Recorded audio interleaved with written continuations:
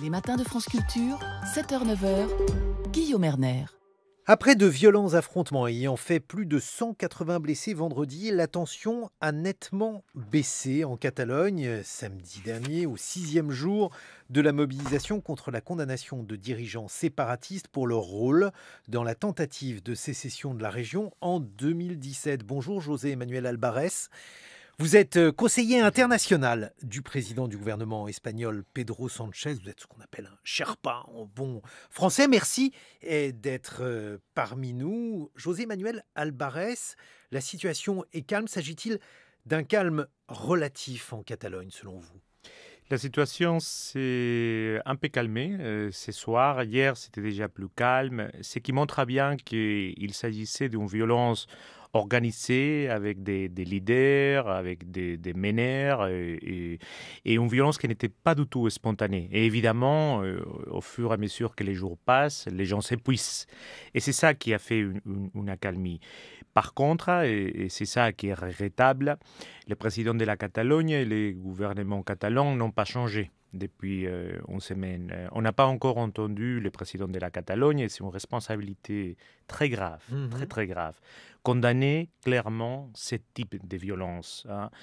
Par son silence, il l'encourage quelque part. Mais alors pour vous, qui sont les organisateurs de cette violence ? Qu'est-ce que le gouvernement, vous représentez ici le gouvernement, José Manuel Albarès, comment désigne-t-il ces instigateurs s'ils existent ? Vous savez, ce qui est très parlant de ce qui arrive, c'est que ces mouvements, qui devraient être un mouvement reivindicatif, politique, pro-indépendantiste, ressemblent de plus en plus à un mouvement antisystème. Il ressemble beaucoup plus à Anonymous, si vous voulez, qui est un mouvement politique, avec des leaders clairs, affichés, et assumés. Ça se passe voie télégramme, on ne sait pas qui est derrière tout ça, mais il y a des ordres qui sont donnés. Il y a des gens très très violents. Il y a même des mineurs, ils emploient même des mineurs non accompagnés, des gens qui viennent d'autres pays de l'Europe, des black blocs, des gens très habitués à la violence et qui sont à la pointe de tout ça. En tout cas, ce qui inspire tous ces mouvements, c'est une partie des forces indépendantistes. Ça, c'est très, très important aussi à savoir. Cette semaine, ce qu'on a vu, c'est les fronts indépendantistes se divisent en deux. Il y a des gens qui ne sont pas du tout, qui se sont pas du tout confortables avec la situation. Mais ça fait déjà des années que les mouvements, une partie des mouvements indépendantistes, encouragent ce type d'affrontement qui va même à la violence. Apparemment, il y a une sympathie pour un mouvement qu'on connaît bien en France, celui des Gilets jaunes. Ce sont vos Gilets jaunes, José Manuel Albarès, avec une dimension qui est là, une dimension indépendantiste. C'est des mouvements, ça n'a rien à voir finalement. C'est là où ça se rejoint, ça peut être dans les faits qu'il existe à l'intérieur de ces mouvements des gens très très violents, extrêmement violents, que ce qu'ils cherchent, c'est l'affrontement avec la police. Quand vous voyez les chiffres, il y a plus de 300 policiers blessés. Ça vous donne une idée de la violence des gens qui sont parmi ceux qui s'appellent les manifestants. Et il faut clarifier une chose, il n'y a aucun problème en Espagne avec les droits des manifestants. Toutes les semaines, il y a des gens qui se manifestent. Il n'y a aucun problème que les indépendantistes se manifestent. Ce n'est pas quelque chose de nouveau. Ça remonte au début de notre démocratie, à la fin de la dictature. Des forces indépendantistes ont été au Parlement de Madrid, au Parlement de la Catalogne. Elles se sont manifestées. La nouveauté, ce qui est inacceptable, c'est de vouloir prendre en otage toute une société pour faire avancer des idées. Bon, mais on a l'impression que les violences policières sont aussi quelque chose que l'on connaît bien en Espagne. Qu'en pensez-vous, vous, José Manuel Albarès, qui représentez le président du gouvernement espagnol, Pedro Sánchez ? Je ne vois pas pourquoi ça serait quelque chose qu'on connaît bien en Espagne. Je pense, et ça vous Parce pouvez... qu'il y a eu des scènes très violentes qui se sont déroulées à Barcelone. Ils se sont déroulés avec totalement en proportionnalité par rapport à la force qui était employée. Vous savez, les policiers qui étaient là, d'ailleurs, c'était des policiers catalans. Peut-être des gens qui sont en train de nous écouter ne le savent pas, mais ce n'était pas la police espagnole, mais la police de la région de la Catalogne. La Catalogne jouit d'un des régimes d'autogouvernance les plus larges au monde. Et parmi ces compétences, ils ont leur propre police. Ces gens-là ont reçu des boulons d'acier, d'acide, des projectiles avec des acides. Alors, c'était très, très violent. Et ils ont dû répondre avec proportionnalité. Si quelqu'un connaît un agissement d'un agent de police ou de plusieurs agents de police qui ont agissé avec brutalité par le plaisir de les faire, ils n'ont qu'à les signaler et les magistrats espagnols prendront bien compte de cela. Aucune brutalité sera tolérée par le gouvernement espagnol. Bon, ça c'est un discours là aussi qui nous fait penser au discours de notre gouvernement ici en France, José Manuel Albares. Et il y a des violences, dites-vous, mais ces violences, que visent-elles? Est-ce que ça ne signifie pas qu'il y a aussi une partie tout simplement de la population de Catalogne qui est exaspérée, qui est très en colère? Pourquoi cette colère? Il y a surtout des leaders indépendantistes qui, depuis des années, ils ne pensent qu'il n'y a que des bons Catalans, que les Catalans qui sont en faveur de l'indépendance. Et qu'au lieu de gouverner comme il se doit pour toute une société, ils ne regardent, on ne peut même pas parler de gouverner. Ça fait déjà des mois et des mois que les parlements catalans ne votent pas des lois, il n'y a pas de décret de gouvernement, il n'y a pas de travaux publics. C'est un gouvernement qui ne gouverne pas.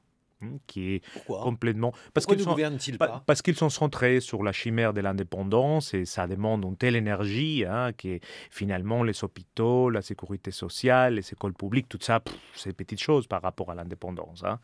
Alors, à un moment donné, à force de ne pas regarder que vers une minorité, une grosse minorité, je les reconnais volontiers, il n'y a aucun problème à nouveau avec les idées indépendantistes, ils ont toujours été là, ils sont des députés à l'Assemblée de Madrid, ils sont des députés à l'Assemblée de la Catalogne, ils ont oublié quel était leur devoir, qu'est-ce que les citoyens attendaient d'eux, et ils ont lancé les gens de la rue vers une chimère qui mène vers la frustration. Et il y a eu cette sentence qui a été décidée par la Cour suprême espagnole, pas par le gouvernement espagnol, pas par des gens dans son chambre à cacher.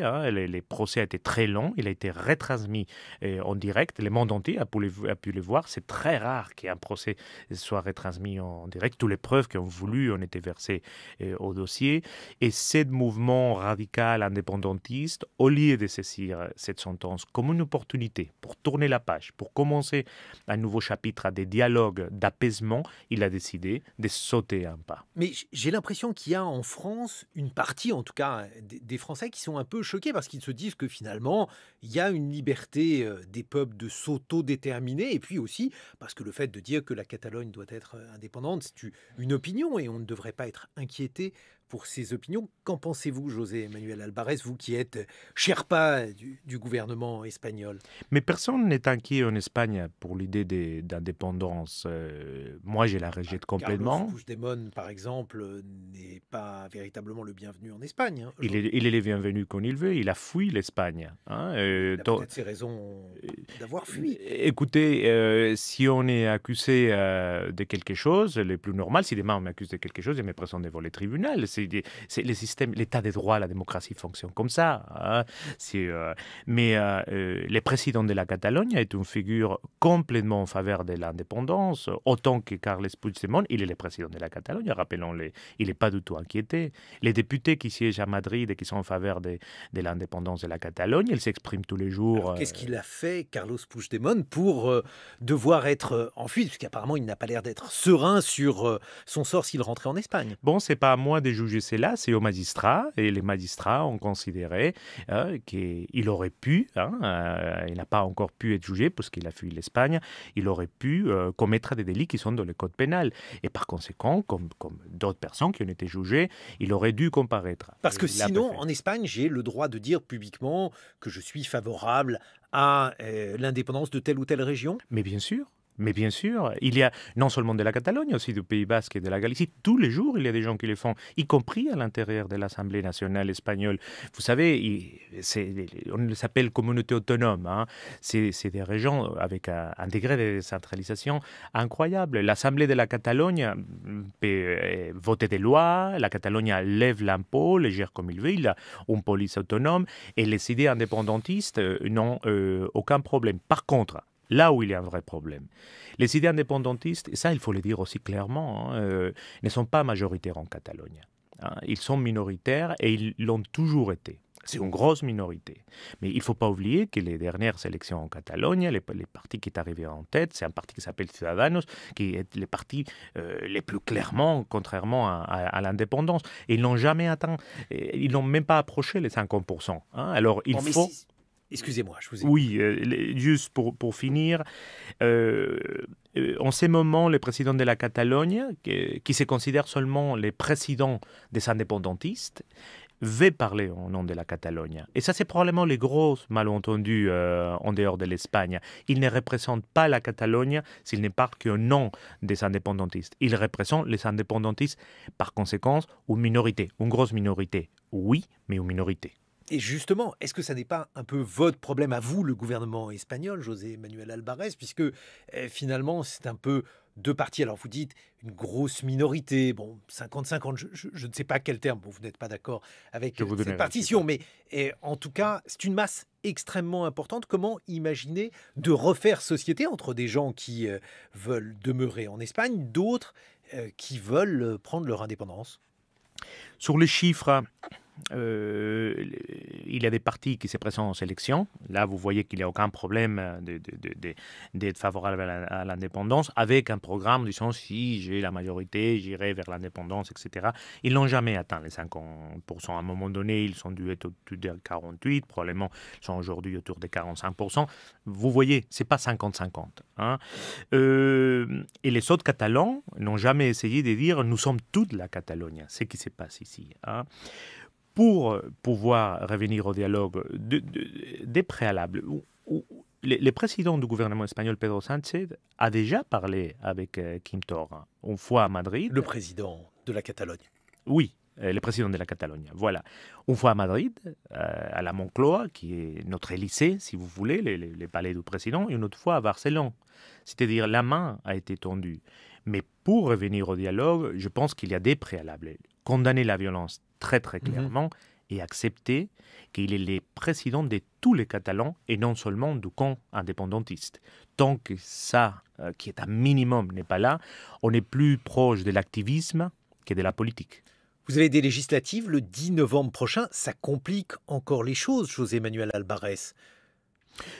Bon, quand on gouverne, on doit faire face à toutes les choses qui arrivent. On ne les choisit pas, hein, forcément. Je pense que le président, d'une façon très vaillante, il est en train de faire face à cela avec détermination et proportionnalité. Ce n'est pas quelque chose de nouveau. Ça ne sera pas la première campagne électorale avec la Catalogne. Ça, c'est quelque chose qui a toujours été dans le paysage politique. De quelle façon cela influencera, j'en sais rien. Ce que je peux vous assurer, c'est que le président du gouvernement espagnol, Pedro Sánchez, il n'a pas ça en tête. Ce qu'il a en tête, c'est d'essayer de retrouver la coexistence entre les Catalans. Vous savez, laissez-moi expliquer une chose. On parle beaucoup d'indépendance, mais pour les gens qui nous écoutent, les problèmes en Catalogne aujourd'hui, ce n'est pas l'indépendance. Hein, l'indépendance n'est pas en jeu puisqu'il n'y a pas une majorité. Les vrais problèmes, et on n'est pas ici, on ne parle pas d'une lointaine région, d'un endroit où l'état de droit n'a vraiment... Les Français sont très familiers de la Catalogne. On est en Europe. On est à l'intérieur de l'Union européenne. Et ce qui est en jeu, c'est la coexistence, les vivre ensemble. Si on peut avoir en Catalogne une société plurielle, où les gens peuvent exprimer en liberté, et je parle ici des Catalans qui ne sont pas indépendantistes, leurs pensées, sans s'être inquiétés. Vous pensez que ce n'est pas le cas ? Il y a des endroits, dans des petits villages, où ça devient très très compliqué. Sortir un drapeau espagnol devient très très compliqué. Et on sent cette pression sociale. Hein. Et si on n'est pas indépendantiste, c'est la mort sociale. Et on voit bien comment les gouvernements catalans d'aujourd'hui ne considèrent des bons Catalans que les Catalans indépendantistes. Mais comment expliquez-vous cela ? Parce que, encore une fois, les individus ne sont pas irrationnels. S'ils veulent cette indépendance, c'est qu'ils ont leur raison. José Manuel Albares, une population importante, 8 millions de personnes. Cette région, elle pourrait être indépendante, ça tiendrait la route. Qu'est-ce qu'ils reprochent au pouvoir central ? Parce qu'ils ont bien des motifs de mécontentement.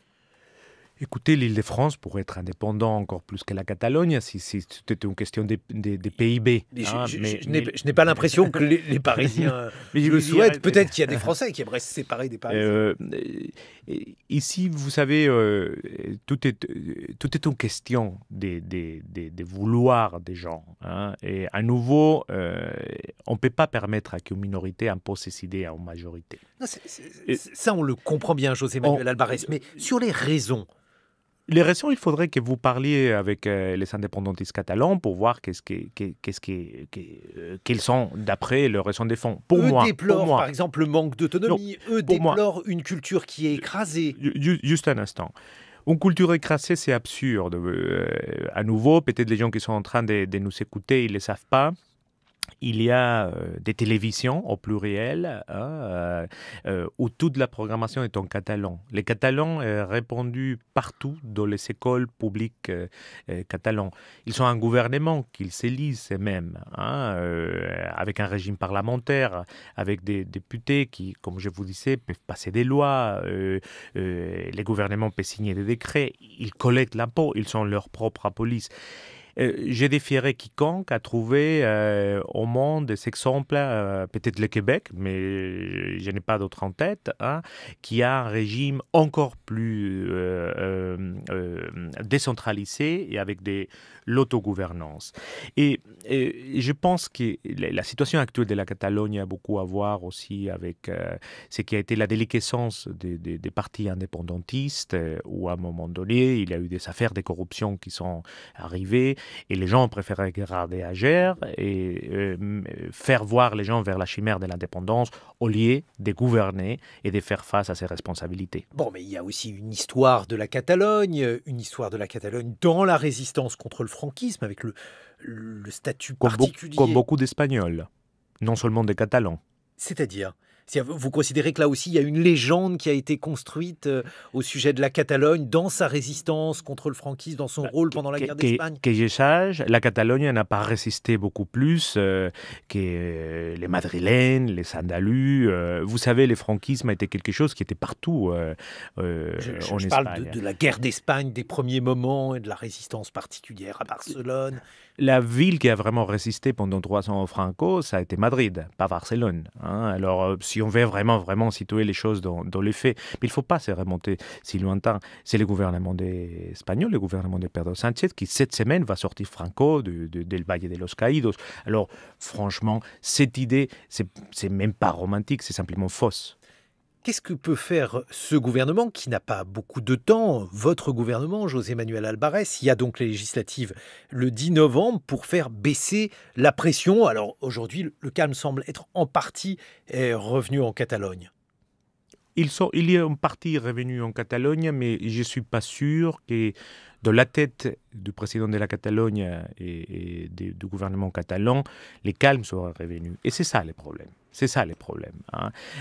Il faut que les gouvernements catalans gouvernent pour tous les Catalans, qu'ils acceptent qu'ils ne sont pas majoritaires et qu'ils ne sont pas là comme des activistes pour seulement faire avancer un camp, mais qu'ils sont là pour tout le monde. Et après, on attend cette condamnation de la violence. Ça, c'est très, très important. On ne peut pas être président d'un gouvernement sans condamner la violence dans son propre région. Merci beaucoup, José Manuel Albarès, d'avoir été en notre compagnie. Je rappelle que vous êtes le conseiller international, le Sherpa, comme on dit, du chef du gouvernement espagnol, Pedro Sánchez. Dans quelques instants, on va évoquer des cartes de géographie. Dans quelle mesure les cartes de géographie permettent de mieux comprendre l'histoire et l'actualité en marche? On sera en compagnie d'un grand géographe, Christian Grattalou, qui publie un atlas historique mondial. Mais en attendant, il est 8h sur France Culture et je vous souhaite un très bon réveil.